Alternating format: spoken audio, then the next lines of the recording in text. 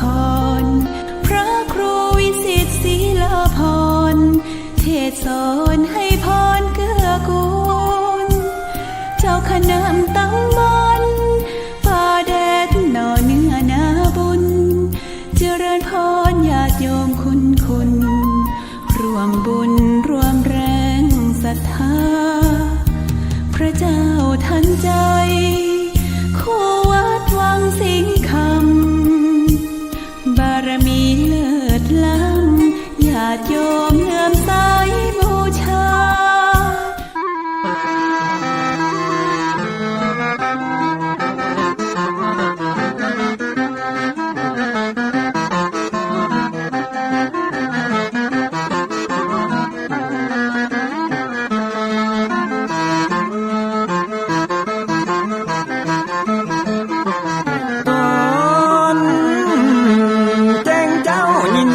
ไก่ขันก่อนพี่ตะวันจะขึ้นขอบฟ้า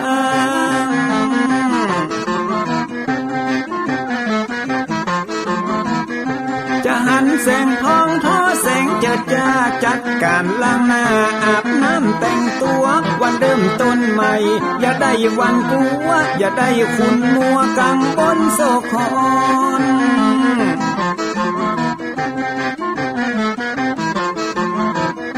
อย่าเอาน้ำขุ่นมาขังคอนอย่าเอาน้ำฮ้อนมาลวงหัวใจฮ้อนอ้วมอารมณ์ขุ่นคองตอนฮับวันใหม่นี้น้องของได้น้อมเอานำทำคำสอนของพระชินวรประเสริฐเลิศล้ำ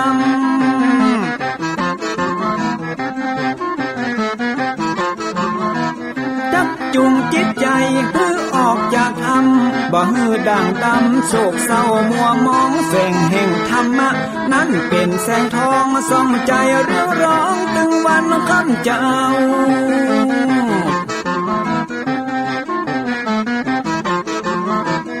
เอาศีลมานำเอาธรรมมาเฝ้าเพื่อจิตใจเฮาจุงเย็นฝ่าฟันทุกเห็นต่อไปหน้าจะบ่ไหววันแต่หนึ่งเจิญพี่น้องมาฟังรายการธรรมะเบิกบานตอน6 โมงเจ้า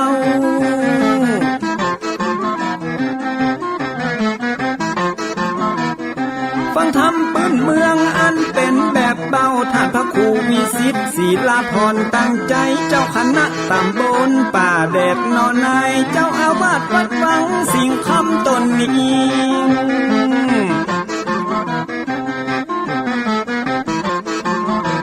อนุรักษ์ของเก่าล้านนาก่อนกี่เมื่อลูกหลานเฮาตีเกิดมาด้วยกันรักษาของดีเก่าเกลือได้อยู่กู้ถิ่นล้านนาฟังทำแล้วของแผ่วจิตใจเหมือนป่าอยู่ในนาทีนั้นน้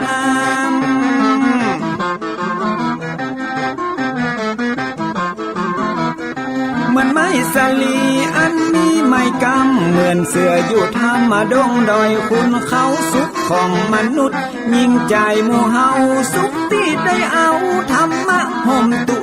ม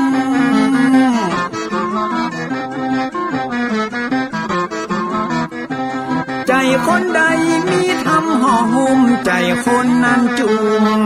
ใจบ้านมันอยู่วิมานเวียงวังจันแก้วบ่มีในเต้าแล้วน้อง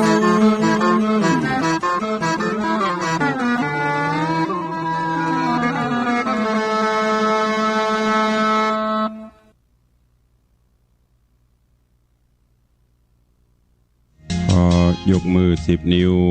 กราบนบนอบน้อมยังพระติรัตนเกี่ยวเจ้าตั้ง3 ประการอันมีพระพุทธพระธรรมพระสงฆ์อันเป็นสรณะที่เปิ่งที่เคารพนับถืออันสูงสุดในชีวิตกราบคารวะแตบไตไวสาปุญญาปารมีธรรมพ ระมหาเถรานุเถระเจ้าคณะพระสังฆาธิการ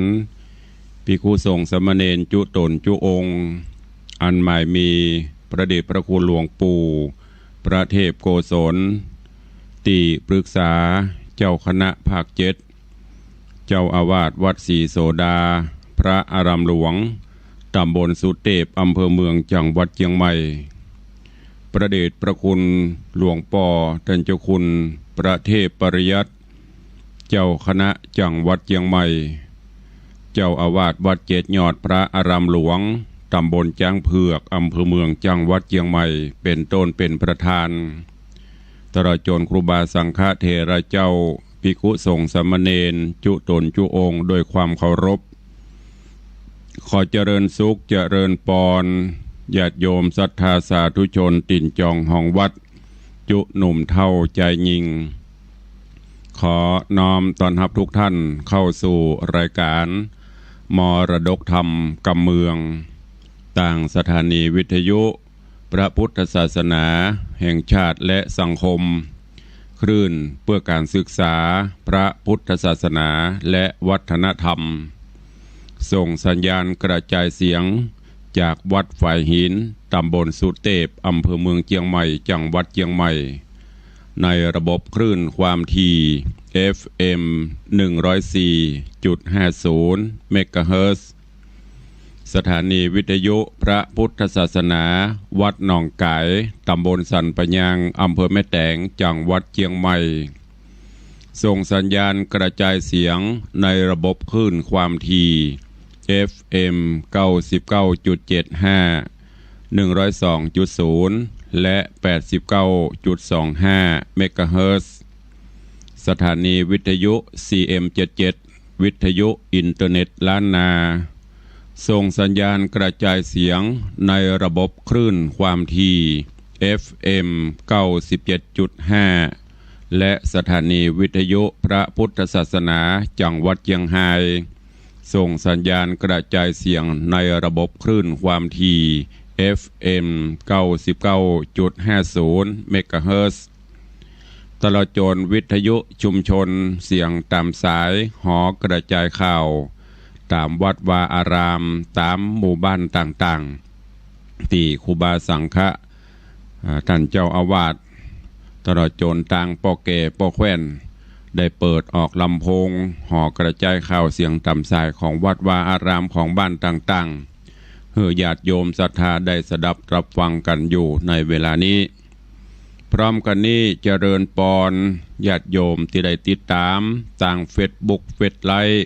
ต่างเว็บไซต์ต่างๆบอกว่าจะเป็นเฟซบุ๊กของวัดวังสิงห์คำเฟซบุ๊กของ104ธรรมะคลายเครียดเฟซบุ๊กวัดไฟหินเฟซบุ๊กของตันตุเจ้าบ้านนอกทิตะสิโปตลอดจนหลายๆเฟซบุ๊กที่เป็นญาติธรรมในรายการ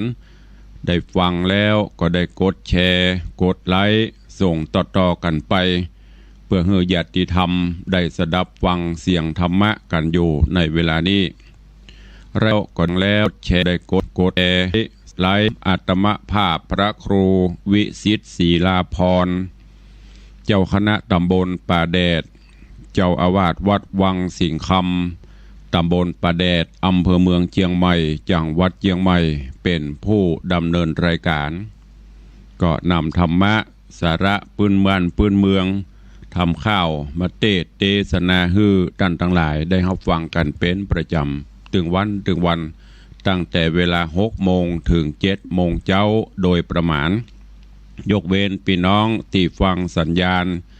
จากดอยม่อนจำปีวัดพระแก้วจังหวัดเชียงรายก็ฟังกันเมื่อค่ำยามคืน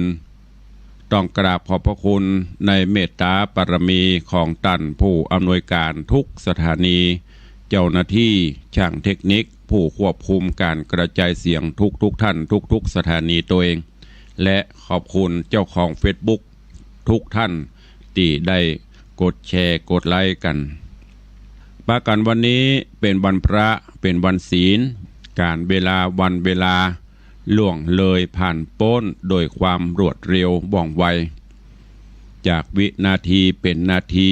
เป็นชั่วโมงเป็นวันเป็นเดือน คลาดเคลื่อนไปโดยบนิ่งบอยู่ได้บรอไผวันเวลาผ่านพ้นบ่ได้รอไผสักคนไม่ใช่ว่ารอคนนั้นรอคนนี้ไม่มีวันคำว่ารอไปของเปิ้นเรื่อยๆเพราะฉะนั้นเฮาท่านทั้งหลายจะต้องโดยตามการเวลาฮือตันตื่นเจ้ามาก็คิดพิจารณาตลอดจนตรวจตราตรวจสอบในรอบวันที่ผ่านมามีอันอย่างอันใดที่มันขาดตกบกพร่องก็เสริมเติมให้มันดีขึ้นอันไหนที่มันดีแล้วก็เสริมเพิ่มเติมดีขึ้นไปเรื่อยๆวันนี้เป็นวันพระวันศีลทางรายการที่ได้จัดมาโดยตลอดเมื่อวันพระวันศีลมาถึงก่อนที่จะได้ฟังน้ำฟังธรรมก็จะได้เชิญชวนสาธุชนญาติโยมทั้งหลายเข้าเฝ้าองค์พระผู้มีพระภาคเจ้าโดยการไหว้พระสมาทานศีลและฟังพระธรรมเทศนาเป็นลำดับไปโอกาสบัดนี้ใครที่ได้เตรียมขันหรือว่าพานดอกไม้ธูปเทียนไว้ก็จัดเตรียมเพื่อเรียบร้อยแล้วก็ดังที่ได้บอกมาโดยตลอดว่าวันพระวันศีลถ้าเป็นไปได้เชิญชวนพุทธศาสนิกชนทุกท่านได้นุ่งขาวห่มขาว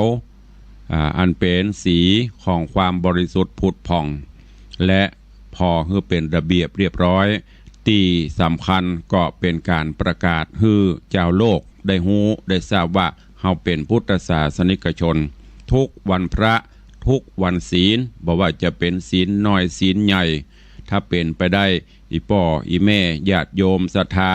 ลูกหลานตันเต้าเยาวชนคนดีใส่ชุดขาวนุ่งขาวห่มขาวก็จะได้เป็นระเบียบเรียบร้อยดูแล้วสวยสดงดงามก้อยๆฝึกกันไปเมินไปมันก็จะชินแล้วก็จะทำให้รู้ว่าเมื่อถึงวันพระวันศีลนี้ประเทศไทยเฮาหรือทั่วโลกที่นับถือพระพุทธศาสนาปากันนุ่งขาวห่มขาวแล้วลองหลับตาจินตนาการว่าภาพนั้นมันจะประทับใจต่อใดอันนี้ตุลุงได้เชิญชวนและรณรงค์มาโดยตลอดเนอะวันพระวันศีลเตรียมขันข้าวตอกดอกไม้ถ้าไปวัดได้ก็ไปวัดไปวาไปใส่ขันข้าวตอกดอกไม้ส่งสาเข้าสาบาตรทำบุญตักบาตรประพฤติวัดปฏิบัติธรรมไปบ่ได้ก็อยู่บ้านอยู่จองนบไหวสาเอาเนอะโอกาสบัดนี้เชิญทุกท่านเข้าเฝ้าพระผู้มีพระภาคเจ้าพร้อมกันณโอกาสบัดนี้อิมินาสการเนะพุทธังอภิปูชยามะอิมินาสการเนะธัมมังอภิปูชยามะอิมินาสการเนะสังฆังอภิปูชยามะอะระหังสัมมาสัมพุทโธภควาพุทธังภควันตังอภิวาเทมิสวาคาโตภควตาธัมโมธัมมังนะมัสสามิสุปฏิปันโนภควโตสาวกสังโฆสังฆังนะมามิหันธรรมยังพุทธัสสะภควโตบุพภาคณมกาลังกะโรมะเส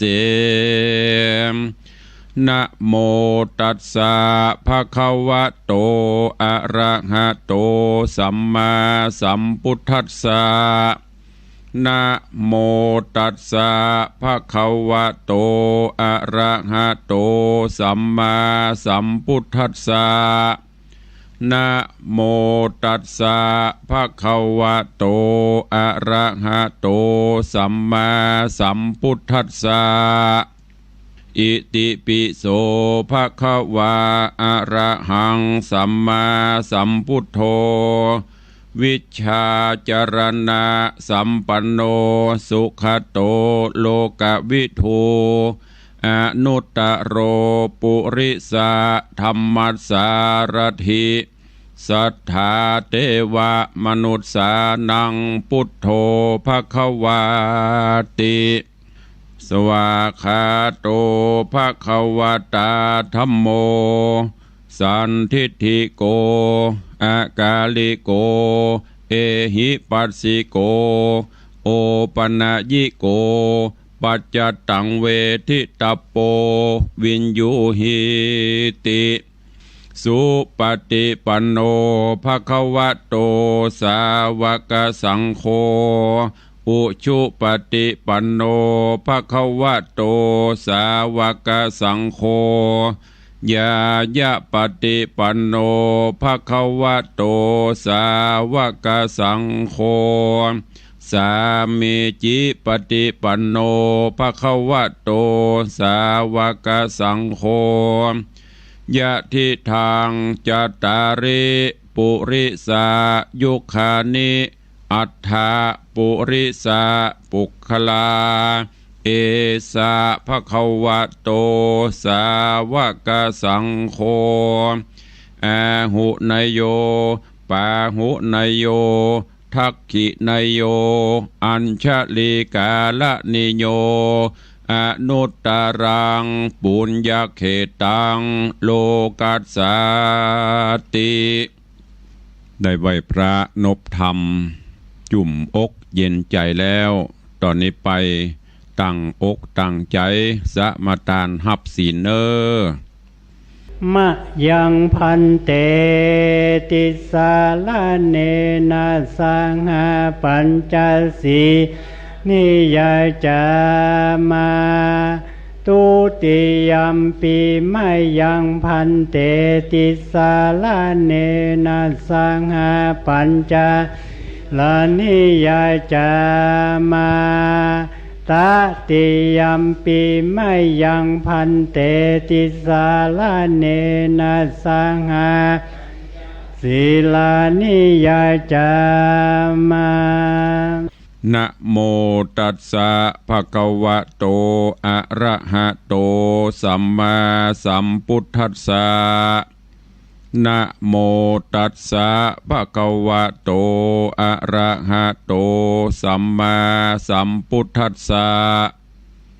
นะโมตัสสะภะคะวะโตอะระหะโตสัมมาสัมพุทธัสสะนะโมตัสสะภะคะวะโตอะระหะโตสัมมาสัมพุทธัสสะ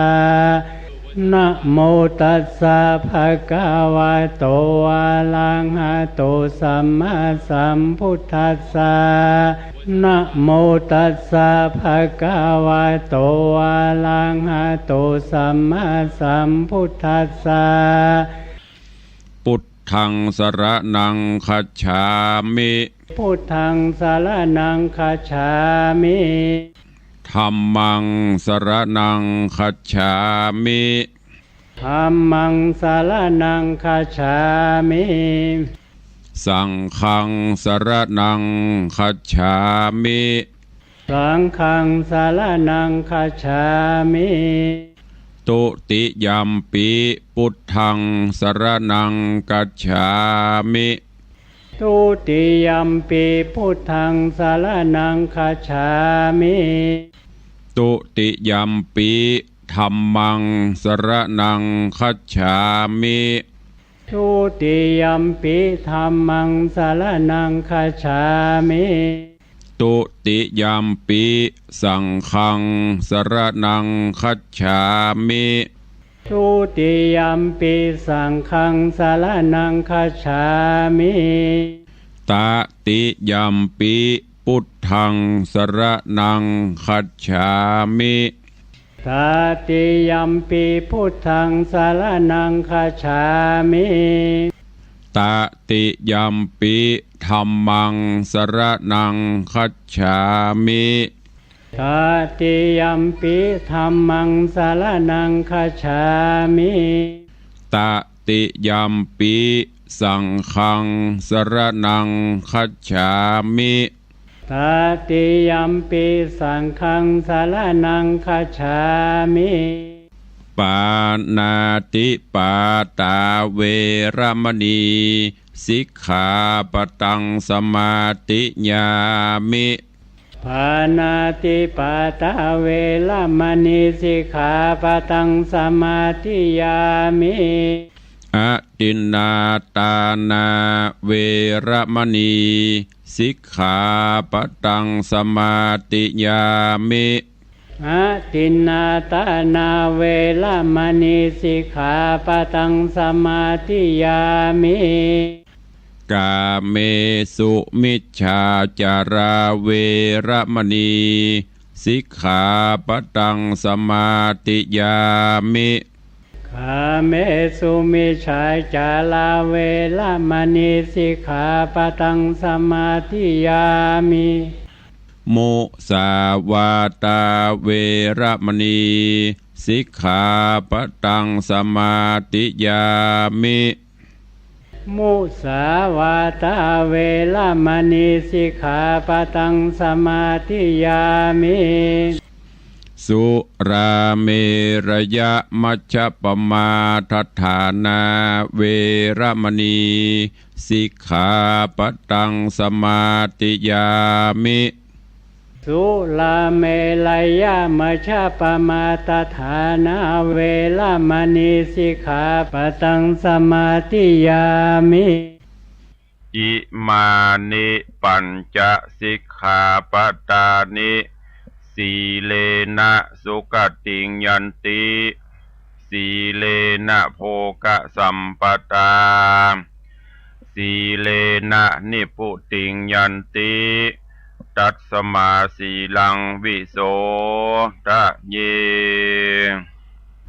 พมาจโลกาธิปติสหัมปติกัตนันสลีงันทิวลังอัญญาจทาสันติทาสัตตปาราชกชาติกาเทเสตุธัมมังอนุกัมปิมังปะชังได้ไหวพระได้สมาทานศีลเป็นที่เรียบร้อยลำดับต่อไปเชิญญาติโยมทั้งหลายได้ติดตามรับฟังธรรมเทศนาปื้นเมืองเหนือว่าจะเป็นจะได้ก็เชิญทุกท่านตั้งอกตั้งใจฟังณโอกาสบัดนี้นะโมตัสสะภะคะวะโตอะระหะโตสัมมาสัมพุทธัสสะสัพเพสุรโยธาอันโตปัสสะทังปัตตวาปทุมเตวิงเอวะมหังสุติสัทธโวดูราสัพปุริสานตั้งหลายตั้งหญิงใจใหญ่น้อยอันนั่งเป็นถ้อยทาฟังธรรมจุงตั้งโสตานำปราศาสฟังจะดกญาติปางลางแห่งพระพุทธังเป็นเจ้าสืบแต่เก้าเมินแม่ตามกาถาบาทตนติดสืบสนโดยไปบัดนี้แดเตสัพเพเตสุรโยธาอันว่าจุมโยธาหาวหาดไปรอดภาศาสไปในก็จะค่อยกล่าวถอยซึ่งนางยอดซอยปทุมมาว่าข้าแด่แม่จะญาโยดเหยาวบัดนี้ตั้นเต้าบุญเรืองโกธาเครื่องโคดไม่อาจแย่ใส่วางตำได้ครับจำฮื้อตูขาฮื้อพระนามหานำเอาจาญาแม่เต้าไปจากดาวหอดในเพื่อนำไปเป็นคาแห่งปูจาผู้เลี้ยงหมูขอบุญจูแม่เจ้าอย่าโศกเศร้าเครื่องกาจูงรีบลาโลดไว้อย่างเครื่องใจเจียงคานคือสั่งวันใส่ซอยแหวนใส่ก้อยแปงเมือง กุนทนเรื่องกาใหญ่ขโจมใส่เนื้อหัวเอาแต่ครัวของเก่าแห่งแม่เจ้าเดิมมารีบดังดาอย่าจะจอมผู้คาไปเร็วนางสมชะเหลวนอดเนาฟังกำเล่าไข่การแห่งโยทางหานพวกน้อยยินต่ำก้อยเหลือใจน้ำตาไหลย้อยหลังตุกแกนกังนำนาใจเววาไหววันกึดสอดดันขนิ่งนายว่าเป็นสันได้ดังอีเกิดจัดนี้เป็นคนตุกทารนลายแหลจุมพ่อแม่วงศาก็มามรณาตายจากซ้ำได้พรากเวียงใจมาโตไกลตั้งห้องบอบมีพี่น้องพงพันยังบอดตันจักใดหายโศกไม่เดิมอ่อนตุกไม่ซ้อนเข้าแทงตุกดาเก่าทมนาเฮือได้กราละพรากออกไปจากหอใจหอในวิบากใดนอนโสดสางไร้โหดเหลือลายนางบุญภายหน่อยนาตุกไม่มาทมหนาเจ็ดน้ำตาจานใจอกเอาไม่ปั่นไฟรีบเรียวไวโปรดไว้ยังเครื่องใจอาลังการคือสั่งวันใส่ซอยแหวนใส่ก้อยกุนโทนเอาของโตโหอันมีแต่ไทยมาซุบใส่กัญญาก่อนนางดาบเมียนแล้วจุ่มพวกแก้วโคนหาน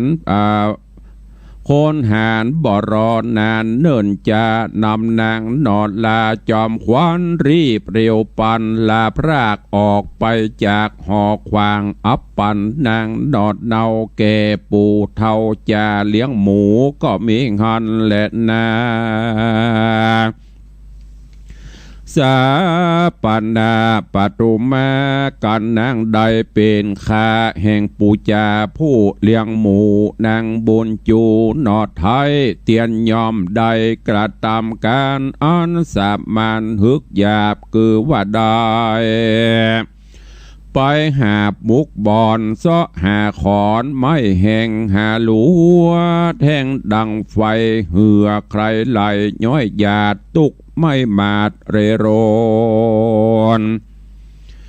มีตัวตนพังให้มินแปดไปกาญาตากน้ำมาจากตาบ่เว้นว่าวันคืนวันยิงใจหันจวบใส่จ่าเนาะย้ายลายแสงจากกำแข่งแจ้งป้อยด้วยกำถอยนาโสภาหน่อยหนอบอดดันต่อว่ากำได้เต้ากึดใจลืมเล่าว่าเป็นวิบากเก่าปามาเต้าโอดสาจะใจตามเข้าใจกระทำการก็มีหันและนาตีนี้จากวันนาจะฮอดถึงสี่ยอดกุมารอันดังใจหันบาปเศร้าเตวีเก้าอักขีฮือตาสีแกวนใจยูยัดใส่ในไหแล้วก็นำไปฟังเฝ้าสัตว์ลงดาวกงกาเฮือมรณาเมียนควายดังกล่าวไว้โหนหลังอัฏฐยังไปแจงพระจริงแสงเตสนาว่าเตโกมาลาขังคาญะปฏิตวาดังนี้เป็นตนภิกขเวดูราภิกขุตั้งหลายอันเป็นสายอริยญาติเชื่อนักปราชญ์รงญาณ ส่วนสีกุมารปีน้องตกสู่ต้องนาตีบุญก็ยังมีจุยกำบ่โจมน้ำวังใสบ่โจมน้ำวังใสบ่ลอยไหลล่องไตตัวยน้ำใหญ่วังทานบนบ้านด่านปีกฟื้นไหลหลังทางขึ้นไปบนเป็นดังคนส่งอยู่บ่ค้างอยู่แดนใดลอยขึ้นไปบ่จอดต่อเตารอดสถานส่วนอุทยานดอกไม้ที่จิมใกล้กงกาอันสองขาปาปูหักสาอยู่แน่กันก็มิงหันและนากิระดังเฮาจากหูมานี่เรายังมีเท่าสองขาอนาถาก้อนอยากตุกลำบากเหลือหลายบ่มีสายลูกเต่าจออยู่เฝ้ารุมราเต้าสองขาป้าปู่มาเฝ้าอยู่กระทำการในส่วนอุทยานดอกไม้แห่งนางบาบใบอัคคี1 เดือนมีมาฮอดเท่าธมอดตกผ่านก็เก็บดวงบานหลายสิ่งดูงามยิ่งหลายสีการทะเมหอมหื่นนำไปยื่นยอถวายแก่นางพรายบาปเศร้าอันเป็นเจ้าหอจันเป็นนิรันดร์จะใจบ่เวนไว้เดือนใดก็มิหันแลนะตามปานาติว่าสั่งในวันหนึ่งใส่แง่ขีไรอนาถาก็ไกลกราฟังเฝ้าไปสู่ดาววังใสย้อนใส่ใจเกิดรำจักไปตักน้ำนำมาโหดบูผามวนหมู่อันมีอยู่หลายพันก็เลงหันให้ใบใหญ่หุ้มปากไว้ดูดีลอยมาในนาทีสอดเสียวมาแวดเกี่ยวกาญาเวียนไปมาลืมเล่าควายที่เก่าหลายตีนางยูหนีหลายตังหลายเตื้อตังเฮือน้ำตั้งป่าไปหายบ่ไหลละพรากนางหันหลากอัศจรรย์จิงเร็วปั่นฟังเฝ้าปอกสูดดาวเกหาไข่ขี้แย่บอกเราฮือปูฮือเกปูเท่าตามมีว่ามีให้ดีใจจะมาจอดต้าเฮาราปูนสังกาเตใส่หุ้มปากไว้ตึดตันมีเชือกปั่นมัดคาดลอยวะวาดมหาเวทกาญาลืมเล่าควายที่เก่าหลายตีข้าโยนีหลายตังหลายเตื้อตังหือน้ำตั้งนี่กลายหายก็บ่ไหลลาพรากบ่ละจากกาญาข้าสังกาแต่เล่าจริงมาบอกเล่าปันฟังหายนานยังอยู่ต้าบ่ไหลกว่าไปไหนขอจุงเร็วไวไปพอหือแจ้งต่อสายตาว่าเป็นหายใส่สั่งจะหือหูของสั่งอยู่ไปในปู่เข็นใจผู้เท่าฟังเมียเล่าใครบานก็เร็วปั่นบ่อจ้าไปสู่ต้านาตีหันให้ดียังอยู่ดังตังป้าปู่สองขายกขึ้นมาฟังฟ้าปนจากดาววังสายเกปากไข่และพอก็หันนอกุมแมน สี่องค์คานสะอาดดังสุวรรณจาตุคำเหลืองวันนะเรืองว่าวูนอนซ่อนอยู่ภายในหายเท่าเข็นใจเท่าเข็นใจโจมจืนปีติตื่นนำแน่จริงใครจะตันเราซึ่งญาติเท่าเมียมานว่าบุญมาตาบุญมาตันเมื่อซอยได้ลูกน้อยเตรียมตารอยขุนอินตาอยู่ฟ้าเล็งพอดนาจุมปูด้านอินดูคนเท่าบ่มีลูกเต่ายิ่งใจจะคงควายช่วยใจอย่าเมื่อสะใครรวยแรงจริงปานเด็กแดงนี่เรามาเป็นลูกเต่าเราราทั้งสองขาป้าปูใจจื่นสู่เจยบานกอดนำกุมารตั้งสี่ไปสู่ที่เฮือนโตนก็มีหันแลนาสาหาปานามหันละกิจหีส่วนว่าญาเท่าคนผ่านมีใจบานจื่นจ้อยย้อนใดเด็กน้อยโสภาพิจารณาเกิดควายซ้ำเอาไม้ขี่โคมย้อนว่านางบ่มีนมจักปอนอย่างลูกน้อยอ่อนคำใจเต้าโคงควายเอากล้วยวางใส่ถ้วยโบดแล้วเอาน้ำเตวสูนใส่ป้อนสีนอไทยตำมีแล้วไขวัดดีบอกเล่าฮื้อปู่เท่าผัวมันว่าจูงเรียวปันเฝ้าฟังเฝ้าไปสู่ดาวในเมืองที่โขนเนืองมากเต่ามีลูกเต่าหลวงลายแสงอุบายกล่าวอูฮือได้หูความในว่ามียาใดวิเศษยิงโป้นเขตจะลาน้ำนมหาบอดใดจักกินใจอย่าปากใดฮือเร็วไวตันบาทน้ำนมหยาดมีมาก่อนเขาจะบอกกล่าวได้หูข่าวยาดี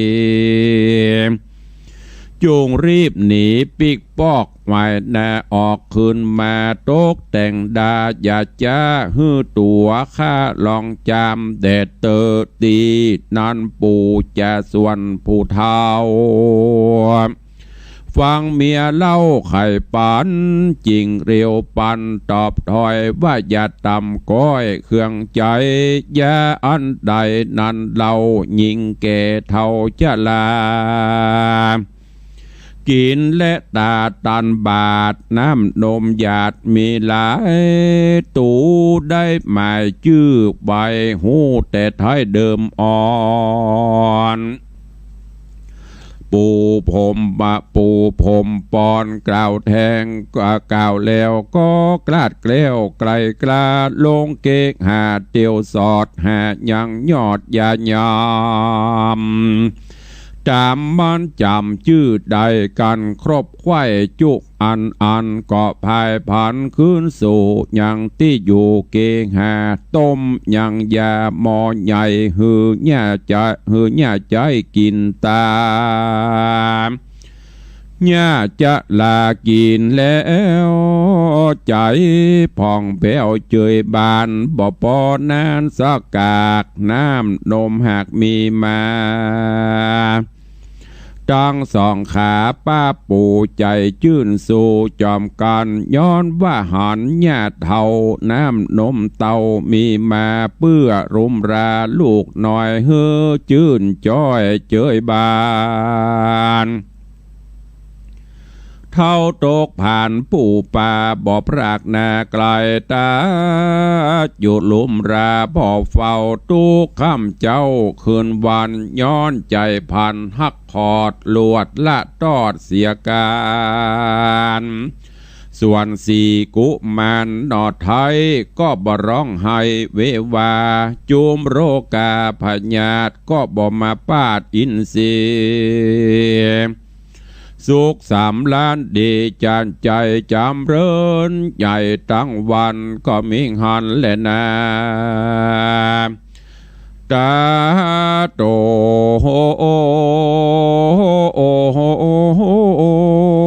ปัฏฐานะแรกแต่นอนไปนา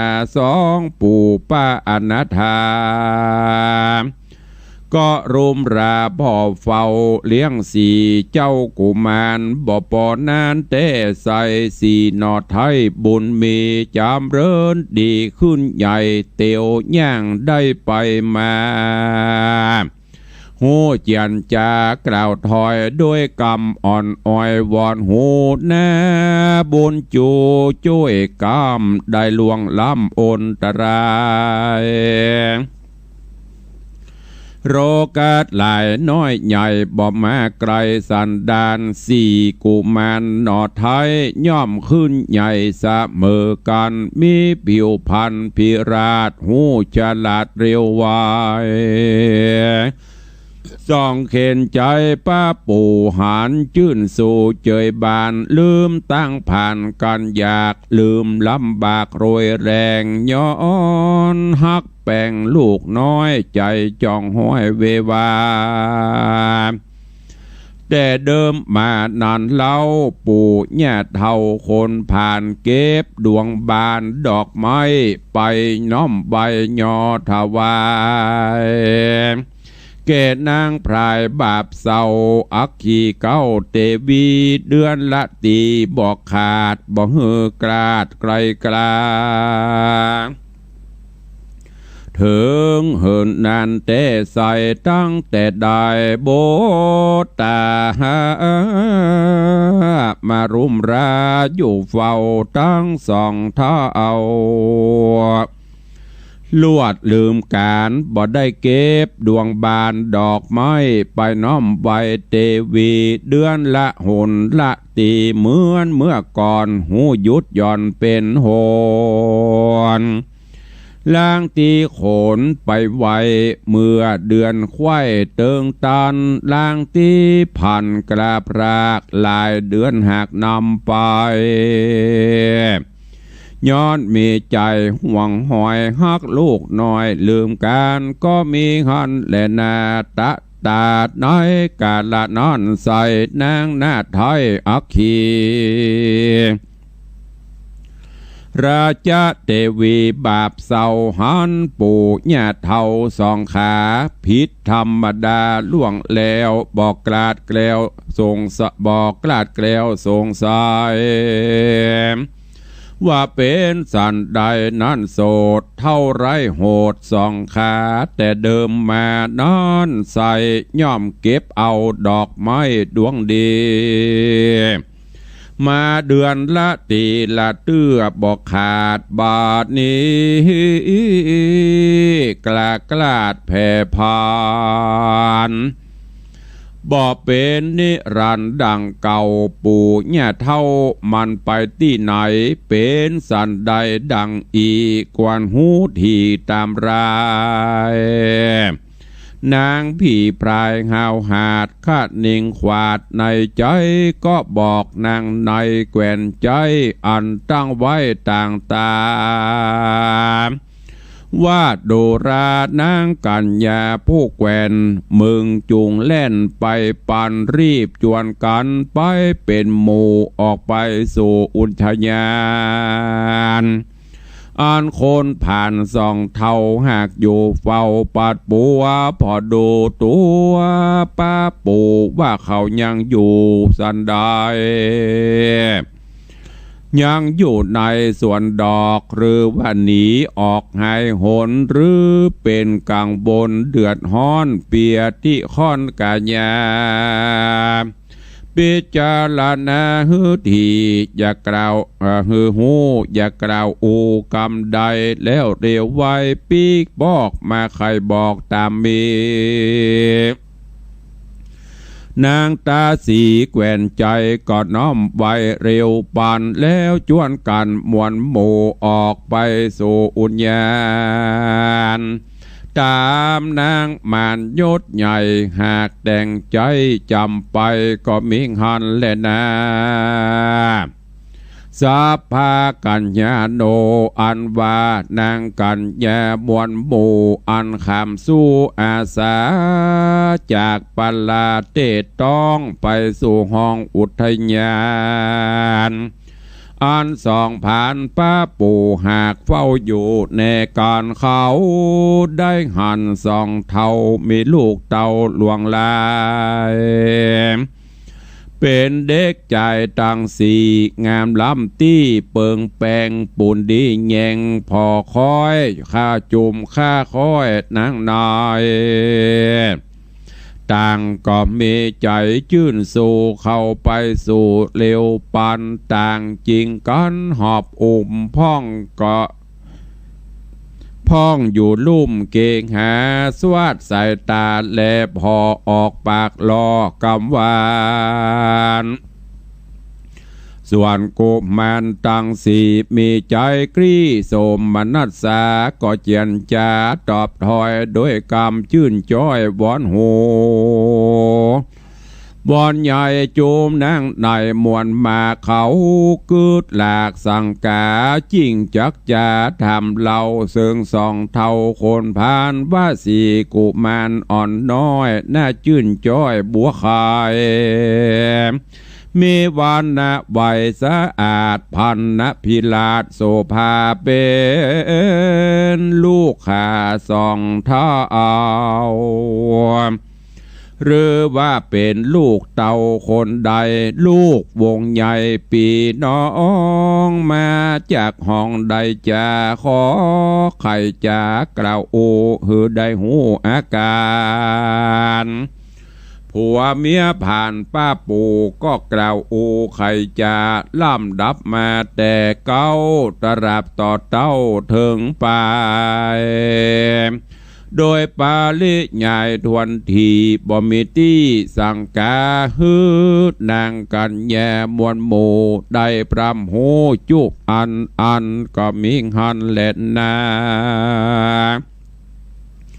เนติตังขีญาสังวันนาวิเศษจากห้องเหตุธรรมเทศนาจำปาสีตนตอนที่10ก็บังกมสมเรศ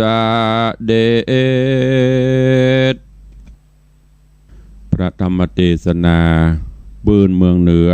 เรื่องจำปาสีต้นจบไปผ่านไปแถม1 ตอนโอ้ม่วนขึ้นติกๆแล้วเด้อตอนนี้ใครบ่ได้ฟังใครขาดไปจะบ่ฮู้เรื่องราวแล้วเนอะบัดนี้ลูกของปทุมมาตีอัคคีแม่เจ้าได้ใจข้าทาสจะบริพานนำใส่ไหไปไหลน้ำแล้วเอาลูกหมามาแตนขณะนี้ไหตีนางอัคคีเอาลูกของปทุมมาใส่ไปแทนที่จะไหลไปตัวน้ำไหลล่องใต้หายใบนี้บะไหลตัวเฮ้ยกับตลปัดปิ้นจลินปิกฟื้นไหลขึ้นทวนน้ำแล้วก็ไปปุ่นไปวนอยู่ใต้น้ำบ้านของพ่อเฒ่าแม่เฒ่าที่เฝ้าสวนอุทยานคือกับมเหสีอัคคีซึ่งปลูกดอกปลูกดวงสปะหลายพันปันอย่างไว้เดือนหนึ่ง2 เท่านี้จะต้องเก็บดอกเก็บดวงมาห้อยแป่งพวงมาลัยแป่งอย่างเอาขึ้นไปยื่นโยงถวายฮือมเหสีอัคคีแต่พอว่าไหตีบรรจุ4 กุมารไหลทวนมาวันหนึ่งนางไปปบไปปะข้าใส่ก็เอาไม้ยูกำไปวักน้ำไหลกำมาไปวนอยู่หั่นน่ะนางก็คิดว่ามันจะมีไอ้หยังก็เลยไปบอกผัวหรือว่าพ่อเฒ่าป้ากันมาพอ แล้วก็เปิดพอในหายปรากฏว่าโอ้ตกกระจายละอ่อน4 โตน 4 คนนอนเรียงกันอยู่ได้หั่นนะดินกระเดียวอูเวอยู่หั่นนะก็เลยเอาขึ้นมาโอ้ดีใจจะได้ลูกได้เต้ากับเนี้ยได้หมดเท่ากับปลาเอามาเลี้ยงมาดูจนลูกเต้าใหญ่ขึ้นมาแล้วเนอะลัดตอนไปเวลามันน้อยใหญ่ขึ้นมาละประกอบกับบ่ได้ลืมเมาอยู่กับลูกลืมส่งดอกลืมเอาดอกไปถวายมเหสีอัคคีก็มาเกิดว่าเอ้ยเดือนปลายนี่2 เท่าอย่างบ่เอาดอกเอาอย่างมานี่เป็นอย่างกะตายก็ว่าอยู่มีอยู่ก็เป็นไพ่ได้พญาติอย่างกะก็เลยสั่งให้บริพข้าทาสจะบริพารไปพอโลตอนนี้เขาไปพอและซ่อมไปหันลูก4 กุมารหล่นเล่นไปหมอกหน้าฮักหน้าจังนี่ก็เลยถามที่มาที่ไปเป็นจะใดป่อเท่าแม่เท่าก็เล่าเรื่องต่างๆที่ได้4 กุมารมาให้ฟังเรื่องราวจักเป็นจะใดก้อยติดตามไปในตอนต่อไป ม่วนจบไปก่อนเนี่ยหนังไม่เยอะหรออันจะม่วนโจบอย่าโอ้ตุลุงขอต่อแหมคำเตอนะ เอาไว้ฟังกันในวันต่อไปเนอะวันนี้ขอโป่งวางไว้แต่เพียงเต้าอีม่วนเนอะคนใดรับลูกควายคนใดหยีบรับเหีย4 กุมารหรือว่าจุ่มป่า4 ต้นไปถึงไหนแล้วบ่ฮู้ก็กว่าติดตามฟังกันไปเนอะกูเจ้า6 โมงปลายถึง7 โมงพี่น้องตั้งใจให้ก็ประมาณเนี้ยทุ่มถึง2 ทุ่มก็เปิ้นเอาออกต่างปูนนะฟังกันไปม่วนงันจะได้ก็ก้อยประสานติดต่อมาเนอะขอนำรายการจากญาติโยมศรัทธานาบุญไปก่อนเนาะวันพุธก็ติดตามรับฟังจุงป่า4 ต้นในตอนต่อไปอยู่ดีมีสุขเหมือนกันจุตนจุองค์จุผู้จุคนเนอจัตตาโรธรรมาวัตันติอายุวันโนสุขังพะลัง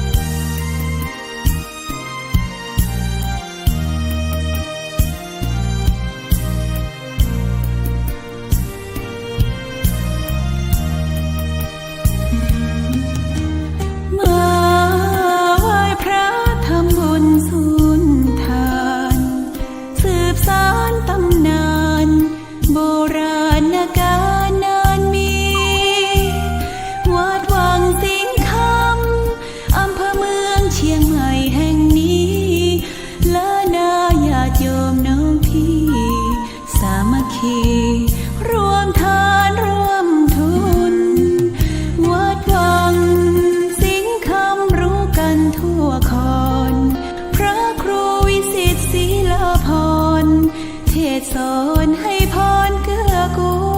ลเจ้าคณะตั้งบนป่าแดดหน่อเนื้อนาบุญเจริญพรญาติโยมคุณร่วมบุญร่วมแรงศรัทธาพระเจ้าทันใจคู่วัดวังสิงคำบารมีเลิศล้ำญาติโยมเลื่อมใสบูชาครูบาเจ้าศรีวิชัยให้พรมวลมิตรสิทธาพระประจำวันเกิดเสริมดวงชะตาให้อาหารปลาหน้าวัดสุขใจ